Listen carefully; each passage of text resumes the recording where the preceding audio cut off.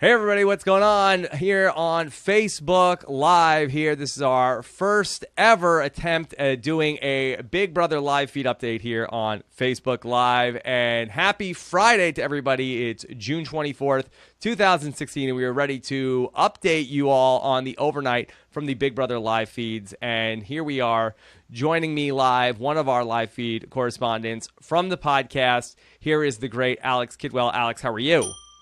Doing good, Rob. Who'd have thought one day when Mark Zuckerberg had a dream that we would get here?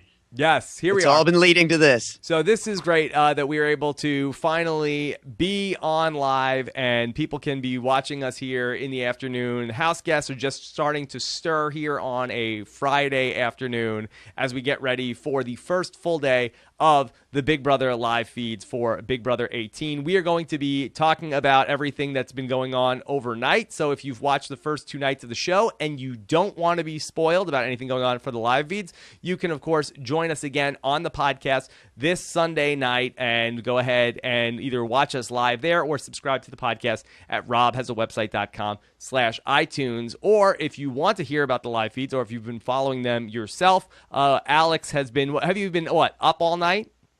Yeah, pretty much. Big Brother time? Yeah, a little bit this morning. Everyone else is asleep. I might as well try to catch a couple hours. But yeah, for the most part. Okay, so we are going to be talking through all of that. If you want to get in on the Big Brother live feeds, I believe you can get in for 1 week for free when you sign up. You can use our link, robhasawebsite.com/live feeds. All right, so let's jump right in and talk about this. Okay, first night is in the books. I watched a couple of hours last night myself. So, Alex, let's get into some of the big takeaways. And why don't we start with the big twist that has been teased for this Sunday night competition? What do we know at this hour about the new twist? Well, we know that there was a new competition, and it sounds like it was won by Nicole. Yes. It sounds like the real end result of this competition was the opportunity to, it's seemingly anonymously, nominate a third player to the block. It sounds like kind of the fallout of this is Nicole has nominated Paul to go up alongside Paulie and Jose, and the house seems to be, I think, blaming Michelle. All right, so explain to me why there's confusion about this, because back in season 15 when we had the MVP twist, obviously it was America was voting, there was somebody was the MVP, they found out it was anonymous. But if Nicole has won some sort of competition, is it something like the Spool of Lies type deal where there's like a puzzle and you have to go into the diary room and solve it and we don't know who the winner of the competition is? This is one of those things that we need to see it on Sunday. All we have is just kind of the knowledge that, some side conversation and some speculation. My guess is like the thing that makes the most sense is some kind of a time trial thing, where we've seen it in the past where people are sequestered in individual rooms and then compete separately. And so you wouldn't necessarily know how other people performed. So I think that's plausible. We're just going to have to wait and see on Sunday. Do you like the idea of a third nominee here? I mean, how does this compare to having the Battle of the Block? I mean, personally, I don't like it because I think what it does is obviously it's encouraging people to want to win competitions, right? If you win this competition, now you have power. And the thing is, you can kind of take away the HOH's power. The whole problem with this is that, the great thing about Big Brother, about the HOH power, is that you can be in a house by yourself. It can be you against the world. You can win HOH and know that you have not only safety, but the guaranteed opportunity to make nominees, maybe secure yourself some deals, and that one of your targets is for sure going home. Now that's gone because somebody else can win a competition and anonymously throw up a third person, and the majority can reclaim that way. I don't know that I love this, but we'll see how it plays out. Okay, so Nicole putting Paul up on the block takes a little bit of the sting off of the Paulie nomination because at least you're taking away one of the votes potentially that would be voting against Paulie. But you're really incentivizing Paul to really now fight for his life in the house and not just, or I guess really bury Jose if that's the way that he wants to go. From what you've heard overnight, how are we expecting Thursday's vote to go? I know it's still a ways away. Sure. And there's still a veto to be played. So, who knows if a nominee could come off and Nicole would have to name a fourth person at this point. Yeah. But, ultimately, it sounds like one of the people who was most vocal about, the newbies sticking together against the vets was Glenn. Well, Glenn's gone. Paul and Jose were two of the people most vocal. They're up on the block, and the numbers just aren't there. Last night, I was listening to a bit of a conversation between Bronte and Natalie, who definitely recognized the need for the newbies to stick together if they want to have a shot. I mean, we all know that, but they look at their dwindling numbers and they just don't see the votes. Okay. So it looks as though the vote will hold. Jose is still, from what we can understand at this hour, he is going home on Thursday. Yeah, as far as I know, he's certainly not done anything to endear himself to people. He's a bit of a tornado in the house. Some people have been comparing him to Devin a bit just because of how explosive he has been. Last night, he threatened a house meeting. A lot of feedsters now. He's on their ish list because they stayed up for the house meeting that never happened because Jose got tired and went to sleep instead. It's funny because the house meeting, they were talking about 2 p.m. house meeting. It's happening tonight. And so I had gone to bed, but I had woke up because I had to feed my son, Anthony, in the middle of the night. And I was like, oh, okay, good. Just in time. And I was up around 2:30. And they were talking about, Jose canceled the house meeting because he got tired. He went to bed. Who cancels their own house meeting? Yeah, right. It's frustrating because some of us care enough about Jose's game to stay up and watch it, but Jose doesn't care enough about Jose's game to make it happen. All right. So, of course, that would not be the first week of Big Brother if we did not get some gigantic alliance in the house. Nicole was in the house with the bomb squad. So, what can we see here in Big Brother 18 in terms of the huge alliance that is very stereotypical in any Big Brother game? Yeah, so your mega conglomerate du jour is known as the 8-pack. Yes. The 8-pack is made up of the 4 veterans, Devon, James, Frank, and Nicole, Tiffany, Vanessa's sister, Michelle, Zakia, and Corey. Yes, okay. So and then Paulie is kind of like the remora that kind of hangs on attached underneath the alliance. Remora. Okay. So we have the 8-pack. How solid is the 8-pack, or is that just, as we expect often with these Big Brother early season alliances, it's just a thing that's going on. Nobody's particularly loyal to it. Right. Well, the thing about it is, it's an onion. It's we're doing a lot of catch up. And last night there wasn't a lot that happened specifically, but we did find out about a lot that has happened. There's a 5 within the 8. Yes. And the 5 has dubbed themselves the Fatal 5 as of last night. That name was bestowed upon them by Tiffany, Nicole, Devon, Zakia, and Michelle. Right, so that's Fatal 5, that is the women's alliance. And actually, that's what I had caught last night. Instead of the Jose house meeting, I was watching a bit of that Fatal 5 all talking together. They said they were going to do it for Joey. They were going to make the women's alliance happen in her honor. Yeah, just do what's best for your game. Don't worry about Joey. Joey's fine, I'm sure. She doesn't need that. But yeah, I do think they talked about having regular Friday meetings and stuff, and hopefully we'll get another meeting sometime tonight. Okay. Do you feel like that the women's alliance is going to hold? I mean, we've seen alliances like the Brigade sort of have this same sort of plan. One gender. Let's not meet that often. Let's not let people know that we're a thing in the house. Do you have high hopes for the Fatal 5? I think the only real obstacle for the Fatal 5 is the Fatal 5 themselves, because they really do represent the brain trust of the house. There's not a lot of strategically savvy people, it doesn't seem like. They really are, a few of them are super in tune with what's going on in the game already on a level that nobody else is. And they're already, working things like Zakia is showmancing Paulie a bit. They're already starting to bridge those connections the way the Brigade did.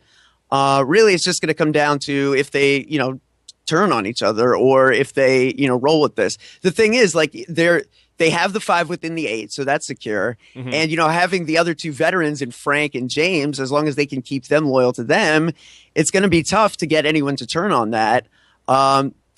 James's problem is I think he wouldn't see the forest through the trees until it's too late. And Frank is, interestingly enough, I know I guess he's not feeling well.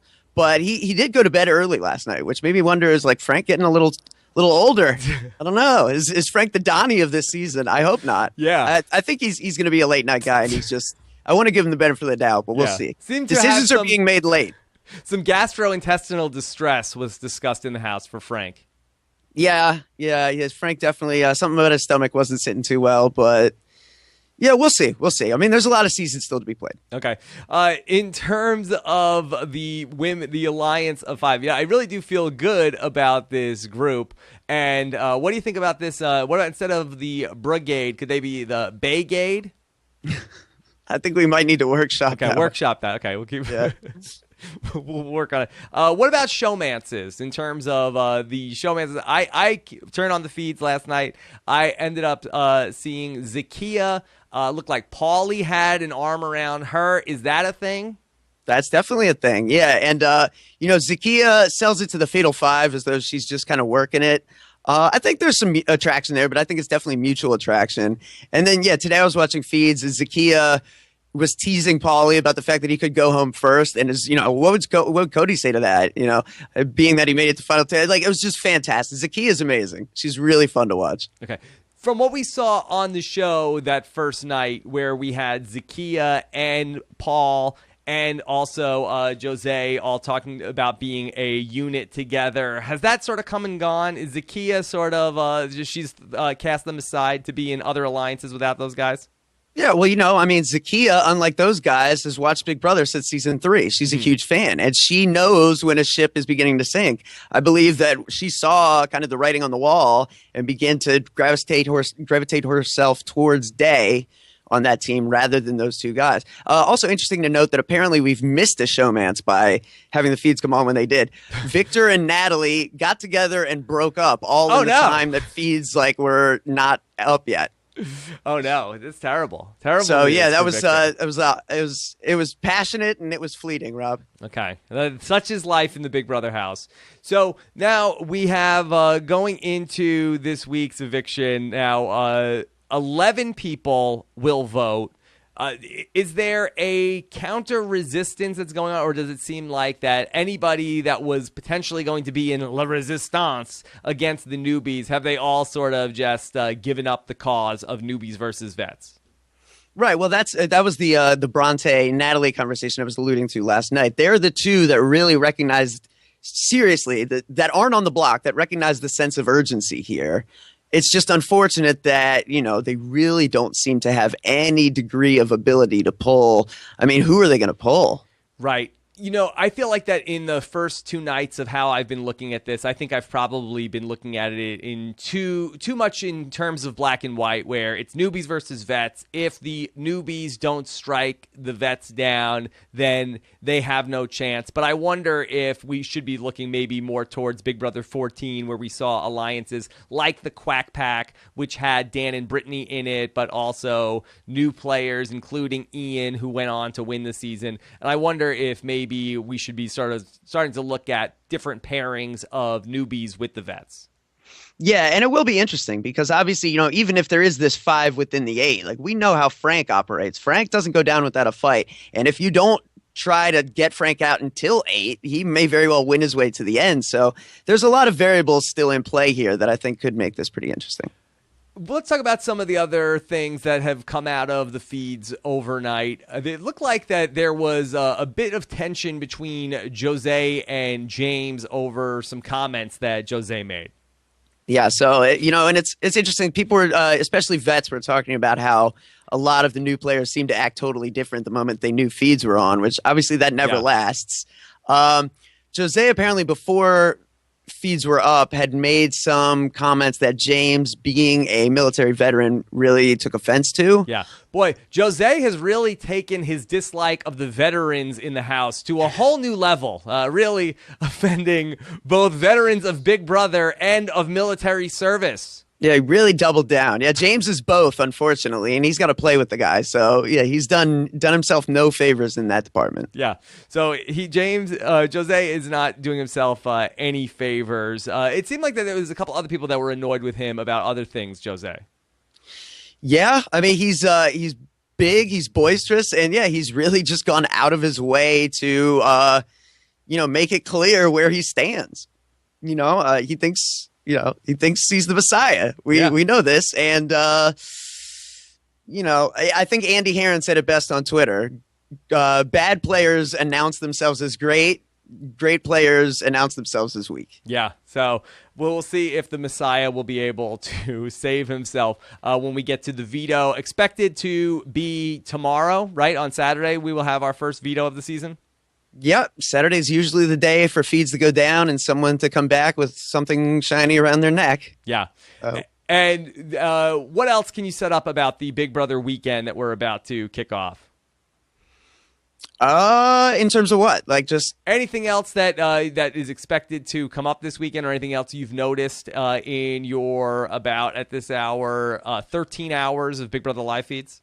Yeah, I guess just the idea that there's a brain trust. The Tiffany, Nicole, Zakiya, Davon, Michelle contingent. Those are the ones to watch and to know they're loyal to each other right now. So to watch their interactions with other people accordingly. And, that there's other people that need to strike soon or they're in real trouble. And, whether or not they realize it, like, for example, like Bridget, is another story. Yeah. Why? What is the deal with Bridget? Well, I just think she's a really nice girl who may find herself caught up in a game that's being played around her. You know what I mean? Like, she's sweet and, it's very possible that just kind of by not doing anything, other things will blow up, and as a result, she'll be able to get along. But it doesn't seem like she has a lot going for her right now in the way of strategy. And as it stands right now, it is a ticking clock because there is a majority alliance in place, and she's not in it. One of the benefits of being here live is that we can take some questions from you guys who are watching us on the Facebook Live video. So we've got a good-sized audience watching this live show. So if you want to post some questions in the thread, we can see them and take a couple with Alex before we sign off today. Also, later on today, we are scheduled to get our brief exit interview with Glenn. Yes, it's a very brief exit interview. They're calling the Brexit interview with Glenn is coming up. We sent in our questions to CBS. When we get them, if we get them soon, we will maybe just tack them onto the end of the podcast. If not, we will post them on the page at robhasawebsite.com as we get ready to go. Anybody really surprise you with how they were acting on the live feeds as compared to what you saw in 2 nights of them on the live feeds, Alex? Versus the edited show? Yeah, 2 hours on the edited show. Right. Yeah. Tiffany looks really good. Obviously she's landed in a safe position now.